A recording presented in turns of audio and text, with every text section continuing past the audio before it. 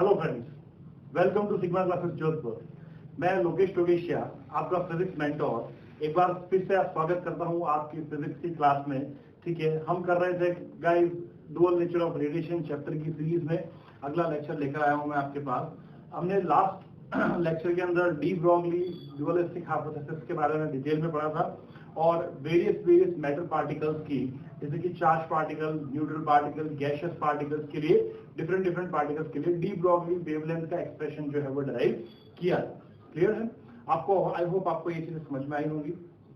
अब उसी सीक्वेंस में हम आगे चलते हुए कुछ न्यूमेरिकल प्रॉब्लम्स, ठीक है, डी ब्रॉगली वेवलेंथ या डी ब्रॉगली हाइपोथेसिस पर कुछ इंपॉर्टेंट न्यूमेरिकल प्रॉब्लम्स जो है उनको हम देखेंगे गाइस आज। ठीक है, प्रॉब्लम्स बहुत पूछी जाती है, ठीक है, बोर्ड एग्जाम्स में भी पूछी जाती है और आपके कॉम्पिटिटिव एग्जाम्स में भी श्योरली डी ब्रॉगली हाइपोथेसिस पर क्वेश्चन जरूर आता है। इस वजह से हमें इसकी न्यूमेरिकल प्रॉब्लम्स को थोड़ा डिटेल में पढ़ने की जरूरत है। तो आज का लेक्चर जो होगा वो बेसिकली हमारा, ठीक है, न्यूमेरिकल प्रॉब्लम्स पर होगा ऑन, ठीक है, डी ब्रॉगली हाइपोथेसिस। ठीक है, चलिए मैंने बोर्ड पर ऑलरेडी दो क्वेश्चन एग्जाम्पल्स लिख रखे हैं, देख लेते हैं इनको कैसे सॉल्व करेंगे अपन। हमारा पहला एग्जाम्पल क्या कह रहा है, what is the de Broglie wavelength associated with an electron moving with speed of 5.4 into 10 to the power 6 meter per second. And second point, a ball of mass 1.50 gram traveling at 30 meter per second. मतलब एक ही question के दो parts हैं। एक तो आपको electron की de Broglie wavelength calculate करनी है बच्चों, ठीक है, जो कि किस स्पीड से ट्रेवल कर रहा है, कुछ 5.4 10 to the power 6 मीटर पर सेकंड की स्पीड से ट्रेवल कर रहा है। दूसरी चीज एक बॉल है जिसका मास और स्पीड आपको गिवन है और उसकी भी डी ब्रॉगली वेवलेंथ जो है वो आपको कैलकुलेट करनी है। क्लियर है? चलिए तो देखिए किस तरह से करेंगे, आप देख लीजिए एक बार क्वेश्चन को, फिर सॉल्व करते हैं इसे। चलिए तो इस क्वेश्चन को सॉल्व करेंगे हम। सबसे पहले देखिए इसका first part, D Broglie wavelength of an electron की डी ब्रॉगली वेवलेंथ कैलकुलेट करनी है। तो जो गिवन चीजें हैं हमारे पास में क्या है, गिवन है गाइस, एक तो स्पीड दे रखी है आपको कितनी, 5.4 10 to the power 6 मीटर पर सेकेंड। दूसरी चीज मास ऑफ इलेक्ट्रॉन जो है वो आपको पता होना चाहिए, आपको यहाँ पर गिवन नहीं है, फिर भी आपको याद होना चाहिए कि इलेक्ट्रॉन का मास कितना होता है। हमें पता है 9.1 10 to the power -31 kg, ये इसका मास हो जाएगा। दूसरी चीज और क्या मालूम होनी चाहिए यहाँ पर आपको, प्लांक्स कांस्टेंट की वैल्यू। किसकी वैल्यू? प्लांक्स कांस्टेंट की वैल्यू, जो कि हो जाएगी 6.63 10 to the power -34 joule into second. Clear है? तो ये चीजें हमारे पास में डेटा आ गए। तो डी ब्रॉगली वेवलेंथ अगर आपको कैलकुलेट करनी है, लैम्डा इलेक्ट्रॉन क्या हो जाएगा, h/p या फिर h/mb। सिंपल फॉर्मूला है यहाँ पर डी ब्रॉगली वेवलेंथ कैलकुलेट करने का, h/p या फिर h/mb। अब आपको कुछ नहीं करना है, यहाँ पर सिर्फ डेटा पुट करना है, उनको सिंप्लीफाई करना है। क्या हो जाएगा, 6.63 10 to the power -34 whole on 9.1 10 to the power -31 into 5.4 into 10 to the power 6। I hope आपको ये चीज समझ में आ रही है। क्लियर है? तो इन चीजों को हमें क्या कर लेना है बच्चों, सॉल्व कर लेना है। अगर हम इन चीजों को सॉल्व करने जाएंगे, ठीक है, इस पूरी वैल्यू को अगर हम सॉल्व करते हैं तो ये मैं डायरेक्ट आंसर लिख रहा हूँ, आपके पास में कुछ आएगा 1.35 10 to the power -9 मीटर। ये आंसर आ जाएगा आपके पास 1.35 10 to the power -9 मीटर या इक्विवेलेंट टू 0.135 नैनोमीटर। ये आपका फर्स्ट कैलकुलेशन आंसर हो जाएगा। क्लियर है? आई होप कोई दिक्कत नहीं आएगी आपको। अगर आपको स्पीड दे रखी है इलेक्ट्रॉन की, तो मास और प्लांक्स कांस्टेंट की वैल्यू आपको पता होनी चाहिए, ये वैल्यूज आपको पता होनी चाहिए। तो हमारा डी ब्रॉगली वेवलेंथ का जो एक्सप्रेशन है, उस एक्सप्रेशन का हम वैल्यू पुट करेंगे और सिंपल उसको सॉल्व करके आंसर फाइंड आउट कर देंगे। क्लियर है? आई होप आपको ये चीज समझ में आई होगी। मुझे इसको यहाँ पर रख करना पड़ेगा, प्लीज आप इसको देख लीजिए। तो हम इसी के अंदर हम इसका सेकेंड पार्ट सॉल्व करेंगे बच्चों, देख लीजिए। क्लियर हो जाएगा ये? चलिए मैं इसको रख कर रहा हूँ, आप इसको पॉज करके भी देख सकते हैं सॉल्यूशन को। चलिए सेकेंड पार्ट जो है इसका वो है, देखिए second part, a ball D Broglie wavelength of a ball ball की वेवलेंथ फाइंड करनी है। क्या क्या गिवन है आपको, मास दे रखा है, डी ब्रॉगली वेवलेंथ 5 ग्राम, आपको इसको किलोग्राम में कन्वर्ट करना पड़ेगा, तो ये हो जाएगा 1.5 10 टू द पावर माइनस 3। ये है 1.5 10 to the power minus 3 kilogram. ये है ये इसका मास हो गया। उसकी स्पीड दे रखी है आपको कितनी, 30 मीटर पर सेकेंड। ये ऑलरेडी ऐसा ही में है तो इसको चेंज करने की जरूरत नहीं है। एच की वैल्यू आपको पता होनी चाहिए, 6.63 10 to the power minus 34 joule into second. चलिए डी ब्रॉगली वेवलेंथ का फॉर्मूला H अपॉन P या H अपॉन mv। आगे तो सिंपल प्रोसेस है, आपको कैलकुलेशन करनी है बस। 6.63 10 to the power minus 34 divide by mass कितना हो गया 1.5 10 to the power minus 3 into 30। Clear है, समझ में आएगी बात आपको। ये आप इस सारी वैल्यूज को सॉल्व कर सकते हैं। अगर आप इसको सॉल्व करेंगे तो मैं डायरेक्ट आंसर बता देता हूँ, 1.47 10 to the power minus 34 metre. ये इसकी डी ब्रॉगली वेवलेंथ हो जाएगी बच्चों, देख लीजिएगा आप। 1.47 10 to the power minus 34 metre के आसपास ये वैल्यू आपको मिलेगी। तो ये हमारा फर्स्ट क्वेश्चन जो है वो यहाँ पर सॉल्व हो जाता है। चलिए सेकंड क्वेश्चन की तरफ भी बढ़ लेते हैं इसी तरह से। सेकंड क्वेश्चन क्या कह रहा है देखें, calculate momentum of an electron if their wavelength is 2 angstrom.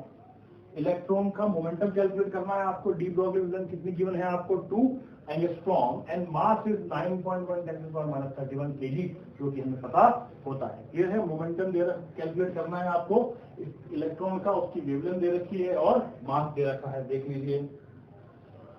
Clear है, इसको सॉल्व करने में भी आई होप कोई दिक्कत नहीं आएगी। क्यों, क्योंकि हम जानते हैं कि लैम्डा की वैल्यू H अपॉन P होती है। यहाँ से P क्या हो जाएगा, H upon lambda, simple H upon lambda. H की value 6.63 10 to the power minus 34 upon, अगर इसमें वेवलेंथ दे रखी है तो मास की रिक्वायरमेंट होगी क्या आपको, मास की रिक्वायरमेंट नहीं होगी। ध्यान रखिएगा, यहाँ पर कंफ्यूज करने के लिए मास दिया हुआ है हमें सिर्फ। क्लियर है, तो मैं अगर 2 एंगस्ट्रॉम की वैल्यू रखता हूँ तो ये 2 into 10 to the power minus 10 कुछ इस तरह से हो जाएगा। 2 into 10 to the power minus 10 ऊपर जाकर के 100 हो जाएगा। ये वैल्यू आपके पास में कुछ 3.33 into 10 to the power minus 24 kg metre पर सेकेंड। तो सॉल्व कर लीजिएगा, आसपास में ये वैल्यू आ जाएगी। तो ये हमारा ये सेकंड क्वेश्चन सॉल्व यहाँ पर हो जाएगा। ठीक है, देख लीजिए, आई होप आपको एक चीज समझ में आ जाएगी आंसर। ये हमारे 2 क्वेश्चन हो जाएंगे, इनको नोट कीजिए तो हम आगे बढ़ते हैं इसी सीक्वेंस में। चलिए हमारे थर्ड क्वेश्चन की तरफ बढ़ते हैं हम। क्या कह रहा है देखिए, what is the de Broglie wavelength associated with an electron accelerating with potential difference of 100 volt. एक इलेक्ट्रॉन है जो कि 100 वोल्ट पोटेंशियल डिफरेंस से एक्सेलरेट हो रहा है, तो उसकी डी ब्रॉगली वेवलेंथ क्या होगी।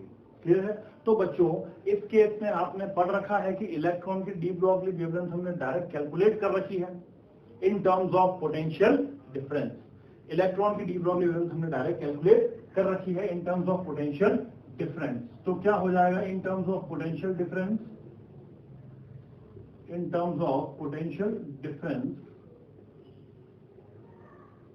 de Broglie wavelength of electron lambda e क्या होता है 12.27 divide by root V angstrom. मैंने आपको कहा था इस एक्सप्रेशन को डायरेक्ट याद रखेंगे हम, 12.27 divide by root V angstrom. Clear है, तो 12.27 को तो एज इट इज रखें, पोटेंशियल डिफरेंस आपको गिवन है कितना 100 वोल्ट, इसको यहाँ पुट कर देंगे तो 100 का रूट कितना आ जाएगा 12.27 बाय 10 एंगस्ट्रॉम। ये वैल्यू आ जाएगी आपके पास 1.227 angstrom. This could be your D Broglie wavelength for electron accelerating through potential difference of 100 volt. Clear है, चलिए इसी तरह से नेक्स्ट क्वेश्चन देख लेते हैं। What will be the ratio of de Broglie wavelength of alpha particle and a proton if both accelerated through same potential difference. यहाँ पर हमें क्या फाइंड करना है, यहाँ पर हमें पोटेंशियल डिफरेंस यहाँ पर हमें रेशियो फाइंड करना है किसका, अल्फा पार्टिकल की डी ब्रॉगली वेवलेंथ का और प्रोटॉन की डी ब्रॉगली वेवलेंथ का, और इसके साथ में आपको ये गिवन है कि दोनों सेम पोटेंशियल डिफरेंस से एक्सेलरेटेड हुए हैं। क्लियर है, यहाँ पर दोनों सेम पोटेंशियल डिफरेंस से एक्सेलरेट हुए हैं। तो बहुत ही इजी क्वेश्चन है बिल्कुल। देखिए कैसे, अल्फा पार्टिकल की डी ब्रॉगली वेवलेंथ बच्चों हम जानते हैं कितनी होती है, 0.101 divide by root V angstrom. I hope यही होती है, आपने पूरा पढ़ा है, 0.101 divide by root V angstrom. और प्रोटॉन की de Broglie wavelength 0.285 divide by root V angstrom. एक बार चेक कर लीजिएगा, मेरे ख्याल से यही होती है। अल्फा पार्टिकल की de Broglie wavelength 0.101 root V angstrom और प्रोटॉन की डी ब्रॉगली वेवलेंथ 0.285 286 के आसपास की होती है। क्लियर है, दोनों का पोटेंशियल डिफरेंस सेम है, तो दोनों के लिए पोटेंशियल डिफरेंस मैंने बीवी रख दिया, कोई दिक्कत ही नहीं है। इसी को दे देते हैं इक्वेशन 1, इसको दे देते हैं इक्वेशन 2। इक्वेशन 1 को डिवाइड अगर इक्वेशन 2 से करें तो क्या आपको de Broglie wavelength D Broglie wavelength का रेशियो मिल जाएगा, ऑफ कोर्स मिल जाएगा। अगर हम इसको डिवाइड करते हैं तो क्या रेशियो रहेगा, रेशियो रहेगा 0.101 डिवाइड बाय 0.285, रूट वी से रूट वी कैंसिल आउट हो जाएगा। आपके पास में इसको सॉल्व कर लीजिएगा, आप चाहे तो इसको यहीं पर भी छोड़ सकते हैं। ये रेशियो हो जाएगा de Broglie wavelength of alpha particle and proton when both are accelerated through same potential difference. Clear है, नोट कर लीजिए इन दोनों को, उसके बाद में इसी तरह से हम नेक्स्ट क्वेश्चन पर चलते हैं। चलिए नेक्स्ट फिफ्थ क्वेश्चन की तरफ बढ़ते हैं हम। क्या कह रहा है देखिएगा, what will be the ratio of de Broglie wavelength of alpha particle, ये alpha particle है बच्चों, alpha particle and a proton if both having same kinetic energy। दोबारा से यहाँ पर अल्फा पार्टिकल और प्रोटॉन की डी ब्रॉगली वेवलेंथ का रेशियो पूछा गया है आपसे, लेकिन इस बार यहाँ पर क्या कह रहा है, पिछली बार क्या कह रहा था कि सेम पोटेंशियल डिफरेंस से एक्सेलरेट हो रहे थे, लेकिन यहाँ पर इस बार क्वेश्चन को थोड़ा सा चेंज कर दिया गया है। क्या बोला जा रहा है यहाँ पर कि इस बार दोनों सेम काइनेटिक एनर्जी से क्या कर रहे हैं, ट्रेवल कर रहे हैं। तो यहाँ पर हमारा एक ठीक है कॉमन सेंस काम करना चाहिए न्यूमेरिकल को सॉल्व करने टाइम, क्योंकि न्यूमेरिकल प्रॉब्लम्स कैसे सॉल्व होती हैं बच्चों कि आपको क्या डेटा गिवन है और क्या डेटा फाइंड करना है, उसके बीच में रिलेशन पता होना चाहिए। हम न्यूमेरिकल प्रॉब्लम को फिजिक्स में तभी सॉल्व कर पाएंगे कि गिवन डेटा और data to be find out के बीच में रिलेशन जो है वो हमें पता होना चाहिए। तो यहाँ पर गिवन डेटा किसकी बात हो रही है, काइनेटिक एनर्जी की। फाइंड क्या करना है आपको, डी ब्रॉगली वेवलेंथ या वेवलेंथ का रेशियो। तो यहाँ पर डी ब्रॉगली वेवलेंथ और काइनेटिक एनर्जी के बीच में रिलेशन हमें पता होना चाहिए। दोनों के लिए रिलेशन क्या होगा बच्चों, lambda is equal to H upon root 2m/e/k। क्या मैं इसको लिख सकता हूँ, बिल्कुल मैं इसको इस तरह से लिख सकता हूँ, पी की जगह हम मोमेंटम की जगह हम काइनेटिक एनर्जी वाला रिलेशन पुट कर सकते हैं यहाँ पर, ऑब्वियसली पुट कर सकते हैं यहाँ पर। क्लियर है, तो देखिए सिंपल। अब अल्फा पार्टिकल की अगर एनर्जी की बात करूं तो h अपॉन रूट 2m/e/k, और प्रोटॉन की एनर्जी की बात करें, प्रोटॉन की वेवलेंथ की बात करें तो h upon root 2m/p/e/p। Clear, ये दोनों के लिए फॉर्मूला हो जाएगा। अब h दोनों में कॉमन है ऑब्वियसली, रूट 2 दोनों में कॉमन है ऑब्वियसली, साथ ही साथ क्या कह रहा है कि काइनेटिक एनर्जी जो है वो भी क्या है, सेम है या कॉमन है। क्लियर है, इसका मतलब इन दोनों की जो डी ब्रॉगली वेवलेंथ है वो कहीं ना कहीं इनवर्सली प्रोपोर्शनल है किसके, मासेस के। किसके, मासेस के। हम जानते हैं कि अल्फा पार्टिकल और प्रोटॉन के मासेस सेम नहीं होते हैं। क्लियर है ना गाइस, आपको बता रखा है मैंने, अल्फा पार्टिकल और प्रोटॉन के मासेस जो है वो इक्वल नहीं होते। तो यहाँ पर डी ब्रॉगली वेवलेंथ जो है वो सिर्फ और सिर्फ मास पर डिपेंड कर रही है दोनों की। जिसका मास जितना ज्यादा होगा उसकी वैल्यू उतनी ही कम होगी, क्योंकि बाकी सारी क्वांटिटीज जो है वो कांस्टेंट है। समझ आ रही है बात आपको। तो क्या मैं इसको लिख सकता हूँ, क्या lambda alpha upon lambda P is equal to whole root of M P upon M alpha. ये समझ आया आपको। जब आप इन दोनों वैल्यूज का रेशियो निकालेंगे तो आपके पास में यही डेटा आएगा, यही रिलेशन आएगा। क्लियर है ना, इनवर्स प्रोपोर्शनल लैम्डा अल्फा का मान, ठीक है, एम अल्फा के इनवर्सली प्रोपोर्शनल, लैम्डा पी का मान एम पी के इनवर्सली प्रोपोर्शनल। क्लियर है, लैम्डा अल्फा को लैम्डा पी की वैल्यू आपको फाइंड करनी है। एम पी क्या होगा, एम पी तो एम पी होगा, लेकिन एम अल्फा क्या होगा, इट इज 4 एम पी होता है क्या बच्चों। अल्फा पार्टिकल का मास मैंने बताया था आपको 4 times the mass of proton और चार्ज होता है 2 times the charge of proton. तो यहाँ पर m अल्फा को मैं 4 mp लिखूंगा तो 4 से mp से mp कैंसिल आउट हो जाएगा, बचेगा क्या हमारे पास में √1/4। आंसर क्या आएगा 1/2 या 1/2 या 1:2, ये आपका आंसर हो जाएगा। आई होप आपको ये चीज समझ में आ गई होगी बच्चों, क्लियर है। चले बढ़े नेक्स्ट क्वेश्चन पर, ये आपका क्वेश्चन सॉल्व हो गया। देखिए दोबारा से फिर से इसकी बात हुई यहाँ पर, इफ न्यूट्रॉन एंड प्रोटॉन, यहाँ पर अब एक न्यूट्रॉन है और दूसरा क्या है प्रोटॉन है। इफ न्यूट्रॉन और proton having same kinetic energy then what will be the ratio of their de Broglie wavelength. आप इसको सॉल्व कर पाएंगे। ये न्यूट्रॉन और प्रोटॉन की जो है अगेन काइनेटिक एनर्जी क्या है सेम है, तो उनकी डी ब्रॉगली वेवलेंथ का रेशियो जो है वो क्या होगा। दोबारा से इसी क्वेश्चन की हेल्प लेनी है आपको, और क्योंकि h कांस्टेंट है, 2 कांस्टेंट है, e कांस्टेंट है, again lambda is inversely proportional to the root of m।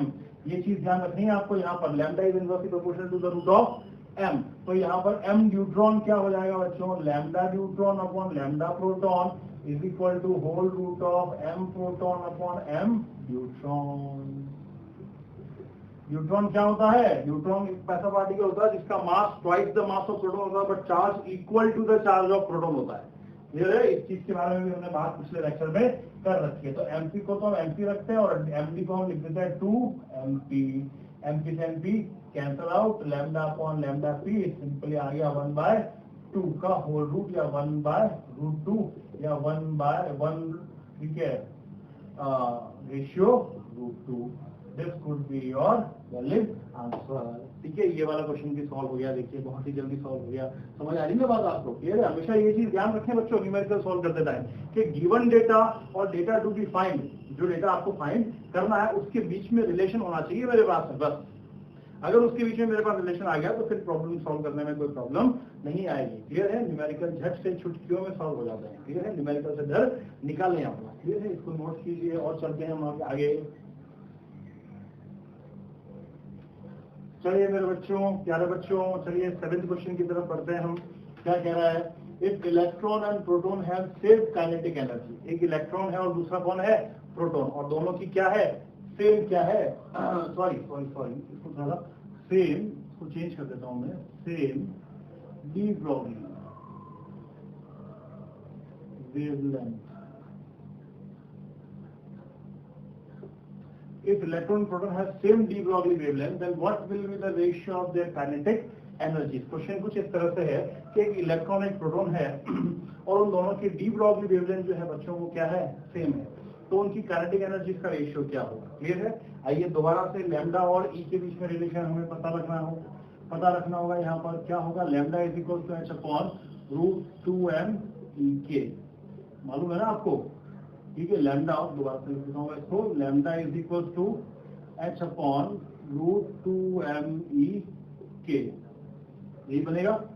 Now अब ये क्या कह रहा है कि इलेक्ट्रॉन की डी ब्रॉगली वेवलेंथ और प्रोटॉन की डी ब्रॉगली वेवलेंथ दोनों सेम है, गिवन है आपको यही चीज तो गिवन है क्वेश्चन के अंदर, दोनों की डी ब्रॉगली वेवलेंथ सेम है। अगर मैं इन दोनों की वैल्यूज को पुट कर देता हूँ तो ये क्या हो जाएगा, h अपॉन √2m e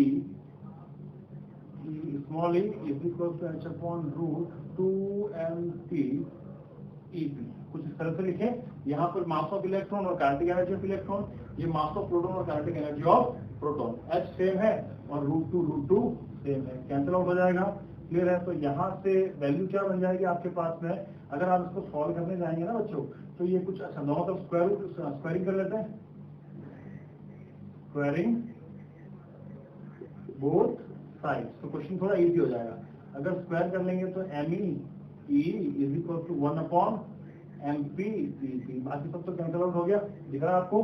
तो इसको सॉल्व कर रहे हैं तो ये क्या हो जाएगा, EE upon EP is equal to MP upon ME। ये आ गया हमारे पास में रेशियो ऑफ काइनेटिक एनर्जी, किसके फॉर्मेट में आएगा, उनके मासेस के प्रोपोर्शन रेशियो में आएगा। मास ऑफ प्रोटॉन क्या होगा हम जानते हैं, 1.67 10 to the power -27, इलेक्ट्रॉन का 9.1 10 to the power -31। इसको आप सॉल्व कर लीजिएगा, ये कुछ 1837 डिवाइड बाय 1 के रेशियो में आपको मिल जाएगा। 1837 डिवाइड बाय 1 के रेशियो में आपको मिल जाएगा। आप इसको यहाँ पर भी छोड़ सकते हैं, थोड़ा सा सॉल्व कर सकते हैं। क्लियर है? तो ये इनकी काइनेटिक एनर्जी का रेशियो हो जाएगा। चलिए नेक्स्ट क्वेश्चन देख लेते हैं। क्या कर रहा है? Find the de Broglie wavelength of neutron at temperature 127 degree Celsius. Neutron, question थोड़ा चेंज हो गया है। न्यूट्रॉन की डी ब्रॉगली वैलेंस कैलकुलेट करनी है बच्चों। क्लियर है? किस टेम्परेचर पे? 127 डिग्री सेल्सियस टेम्परेचर पे। न्यूट्रॉन एक न्यूट्रल पार्टिकल है, क्लियर है? उसके पास में चार्ज नहीं होता है ना, हम जानते हैं। तो इसके लिए डी ब्रॉगली वैलेंस फाइंड करने का रिलेशन क्या होगा? Lambda neutron is equal to h upon root 2m/kT। मालूम है आपको? h अपॉन रूट 2m/kT ये रिलेशन होता है क्या? h upon 2m/kT। इसको आगे जाकर के हम सॉल्व भी करते हैं, ठीक है? इसको सॉल्व करते हैं और तो मैं इसको सॉल्व करके डायरेक्ट इसका रिलेशन लिख दूं तो कुछ 30.835 whole on root t angstrom, कुछ इस तरह से आया था हमारे पास। बिल्कुल यही होगा। अब T जो है यहाँ पर, ये चीज ध्यान रखें। यहाँ पर T क्या है? Absolute temperature. एब्सोल्यूट टेम्परेचर का मतलब होता है इन केल्विन। ऐसे यूनिट में पुट करना है आपको टेम्परेचर की वैल्यू। तो टेम्परेचर की ऐसे यूनिट जो होती है बच्चों, वो केल्विन होती है। कौन सी होती है? केल्विन होती है। लेकिन आपको इसमें किसमें दे रखा है? डिग्री सेल्सियस में। तो कोई दिक्कत है क्या? नहीं, कोई भी दिक्कत नहीं है। केल्विन में टेम्परेचर क्या हो जाएगा? एब्सोल्यूट टेम्परेचर हो जाएगा 127 में ऐड कर दीजिए 273। आई होप आपको सबको ये चीज पता होगी। तो आपको एब्सोल्यूट टेम्परेचर मिल जाएगा इसका कितना? 400 केल्विन। और अब कितना इजी हो गया ये क्वेश्चन, समझ में आया आपको? बिल्कुल खत्म हो गया ये। उसको कुछ नहीं करना है, उठा करके यहाँ पुट कर देना है। Lambda is equal to 30.835 whole on root of 400। 30.835 root of, ये हो जाएगा 20 डिवाइड हो गया, 20 से डिवाइड हो गया। तो आप इसको सॉल्व कर लीजिए। ये कुछ 15 पॉइंट समथिंग आ जाएगा, या फिर आप इसको कह सकते हो 1.5417 ऑफ एंगस्ट्रॉम। एग्जैक्ट आंसर इसका कुछ इस तरह से मिलेगा। आंसर ये आपका 8th क्वेश्चन भी सॉल्व हो गया। क्लियर है? डी ब्रॉगलीज पे इसी तरह के क्वेश्चन पूछे जाते हैं वेवलेंथ और हाइपोथेसिस पर। आई होप इनमें से कोई भी क्वेश्चन अगर आपने ढंग से पढ़ रखा है तो आपसे एग्जाम्स में स्किप नहीं होगा, ये मेरी गारंटी है। क्लियर है? नोट कीजिए प्लीज।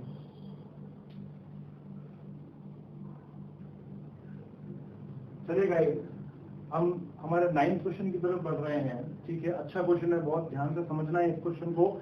ठीक है? नीट लेवल का क्वेश्चन है बच्चों, ध्यान रखिएगा। नीट में और इसमें इस क्वेश्चन को पूछा हुआ है। ठीक है? सिमिलरली क्वेश्चन पूछा हुआ है। क्लियर है? देखिए क्या कह रहा है। ग्राफ का कोई ग्राफ रिलेटेड क्वेश्चन है, तो ग्राफ के कौन सा ग्राफ के अच्छे होने चाहिए मैं बता रहा हूँ इस तरह से होंगे। ठीक है? देखिए, 2 lines A and B shown in graph plot the de Broglie wavelength lambda as a function of 1 by root v। Clear है? लैम्डा और 1 by root v, क्लियर है? उसके बीच में ग्राफ प्लॉट किया हुआ है यहाँ पर। ठीक है? लैम्डा और 1 by root v के बीच में क्या कर रखा है? ग्राफ प्लॉट कर रखा है। where v is what accelerating potential for 2 particles। दो अलग अलग पार्टिकल्स की ग्राफ है, एक A है और एक B है। देख पा रहे हैं आप यहाँ पर? Having the same charge. अच्छा, इन दोनों में कॉमन क्या है? क्वेश्चन में दे रखा है आपको कि इन दोनों का चार्ज जो है वो कैसा है? सेम है। Which of the two represents particle of heavier mass. इन दोनों में से कौन सा पार्टिकल जो है वो हैवियर मास को रिप्रेजेंट करता है? मतलब कौन से चार्ज पार्टिकल का मास जो है वो ज्यादा होगा। मतलब इन दोनों का चार्ज सेम है लेकिन मास डिफरेंट है। और किसका मास डिफरेंट है, किसका मास ज्यादा हैवियर है, वो बताना है आपको। तो देखिए, आइए इस क्वेश्चन को कैसे सॉल्व करेंगे, समझते हैं। ठीक है? कुछ नहीं है, बिल्कुल प्योर कॉन्सेप्चुअल क्वेश्चन है। ठीक है? कैलकुलेशन कुछ भी नहीं है इसके अंदर। ए और बी पार्टिकल, यहाँ पर दो पार्टिकल्स हैं, particle A and particle B. ठीक है? और इन दोनों पार्टिकल्स का जो लैम्डा और 1 by root v का ग्राफ बन रहा है वो कैसा बन रहा है? स्ट्रेट लाइन बन रहा है बच्चों, ध्यान रखिएगा। ग्राफ कैसा बन रहा है? Straight line. स्ट्रेट लाइन बन रहा है और इंटरसेप्टर यहाँ पर कुछ है नहीं। तो इक्वेशन जो होती है स्ट्रेट लाइन की क्या होती है? Equation of straight line. इस तरह की ग्राफ की इक्वेशन क्या होगी? y is equals to mx। Equation क्या होगी? y is equals to mx। Clear है? और चार्ज पार्टिकल के लिए हम जानते हैं we know that लैम्डा और v के बीच में रिलेशन कैसे बताएंगे हम? लैम्डा और v के बीच में रिलेशन कैसे बताओगे आप? Lambda is equal to h upon root 2 m Q b। बच्चों याद है क्या?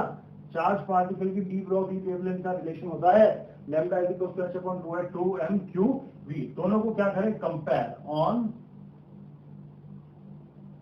कंपेयरिंग। क्या मैं इसको स्ट्रेट लाइन की इक्वेशन की फॉर्मेट में लिख सकता हूं? क्या मैं लिख सकता हूं, देखिए कैसे, lambda is equal to h upon root 2m/q into 1 upon root v। क्या इस तरह से लिखा जाएगा? तो अगर इन दोनों को कंपेयर कर लें तो यहाँ पर m जो है वो क्या बन जाएगा आपका, h upon root 2m/q। h क्या बन गया, रूट 2m/q, जो कि क्या हो गया, स्लोप ऑफ ग्राफ। ये आपके लैम्डा वर्सेस 1/√v का स्लोप मिल गया गाइस। समझ में आ रही बात आपको? स्ट्रेट लाइन की equation y equal to mx, lambda और 1/√v के बीच में रिलेशन ये हो जाएगा चार्ज पार्टिकल के लिए, h अपॉन रूट 2m/q/v। इसको हम इस तरह से लिखते हैं और इसको कंपेयर करवाते हैं तो m की जगह क्या बन रहा है, h अपॉन रूट 2m/q/v। ये क्या हो गया, ग्राफ का स्लोप हो गया। इसका मतलब स्लोप, अच्छा h2 और q दोनों के लिए सेम होंगे, h2 और q दोनों के लिए क्या होंगे, सेम होंगे। तो यहाँ पर स्लोप जो होगा वो इनवर्सली प्रोपोर्शनल हो जाएगा किसके, रूट m के। स्लोप जो होगा वो किसकी इनवर्सली प्रोपोर्शनल हो जाएगा बच्चों, रूट m के। आई होप आपको ये चीज समझ में आ रही होगी। देख लीजिए दोबारा से, स्लोप किसके प्रोपोर्शनल हो जाएगा, 1/√m के। क्लियर है क्या? मैं इसको थोड़ा सा यहाँ कर दूं साइड में, ठीक है, मैं इसको साइड में सॉल्व कर रहा हूँ, ध्यान रखिएगा, ठीक है। तो रूट m के प्रोपोर्शनल हो गया ना। इसका मतलब क्या, स्लोप जिसका ज्यादा मास उसका कम, एंड वाइस वर्सा। स्लोप जिसका ज्यादा मास उसका कम। अब आप क्या ग्राफ से देख के बता सकते हैं कि स्लोप किसका ज्यादा है? देखिए स्लोप जो होता है वो tan थीटा या थीटा के इक्वल भी होता है। स्लोप जो होता है ना वो सिमिलर टू थीटा के इक्वल भी होता है। और ये थीटा क्या होता है, angle made by the graph with the x axis या पॉजिटिव एक्स एक्सिस। ये थीटा जो होता है वो क्या होता है, angle made by the graph with the positive x axis. ध्यान रखें, तो यहाँ पर ए द्वारा पॉजिटिव एक्सिस के साथ में बनाया गया एंगल θ1 और बी द्वारा पॉजिटिव एक्सिस के साथ में बनाया गया एंगल θ2। कंसेप्चुअल क्वेश्चन में ध्यान रखें, तो यहाँ पर क्या है, θ2 इज ग्रेटर देन θ1। θ2 या फिर मैं इसको θb बोल देता हूँ, चलिए b, और ये θa। तो θb जो है वो θa से क्या है, बड़ा है। इसका मतलब slope of b is greater than slope of a। और अगर b का स्लोप a से बड़ा है तो ये रिलेशन क्या कहता है कि जिसका स्लोप ज्यादा होगा उसका मास कम होगा। Therefore mass of b is less then mass of a। ये आपका आंसर हो जाता है। क्लियर है? Mass of b is less then mass of a। Clear है? कंसेप्चुअल क्वेश्चन है गाइस, बहुत अच्छा क्वेश्चन है, नीट लेवल का क्वेश्चन है, आपको आना चाहिए। क्लियर है? तो जिसका स्लोप ज्यादा होगा उसका मास कम होगा, मतलब A is of heavier mass particle. A जो है वो हैवियर मास पार्टिकल है, B जो है वो लाइटर मास पार्टिकल है। क्यों? क्योंकि B का स्लोप ज्यादा है, A का स्लोप कम है। आई होप आपको ये चीज समझ में आएगी। तो यहाँ पर हमारी डी ब्रॉगली डुअलिस्टिक हाइपोथेसिस जो है वो फिनिश हो जाती है। क्लियर है? लास्ट लेक्चर जो है हमारा, नेक्स्ट लेक्चर जो हम पढ़ेंगे वो डेविएशन जर्मन एक्सपेरिमेंट के रिगार्डिंग होगा, मैंने आपको बताया था। क्लियर है? तो उसका वेट करें, जल्दी से जल्दी वो लेक्चर आपके पास में आ जाएगा और फिर हमारा जो ये चैप्टर है वो एकदम यहाँ बाइंड अप हो जाएगा। क्लियर है? सिग्मा क्लासेस जोधपुर के साथ में इसी तरह से अपना प्यार बनाए रखिएगा। मिलते हैं नेक्स्ट लेक्चर में friends. Thank you, goodbye, good night.